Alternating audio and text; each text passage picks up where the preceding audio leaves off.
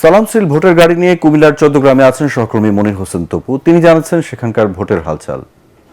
সালাম still voter গাড়ি নিয়ে আমি এখন আছি কুমিল্লার 11 আসনে, যেটি চৌদ্দগ্রামের 14টি ইউনিয়ন নিয়ে গঠিত।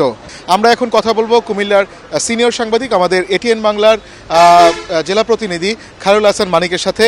ঢাকা চট্টগ্রাম মহাসড়কের কুমিল্লা অংশে প্রতিদিন হাজার হাজার গাড়ি চলাচল করে এবং মালামাল পরিবহন করে, যাত্রী পরিবহন করা হয়। এটা খুবই অসুবিধা আছে। এখানে প্রতিদিনের যানজটে মানুষের কর্মঘণ্টা নষ্ট হচ্ছে এবং মাল পরিবহনে ব্যাহত হচ্ছে।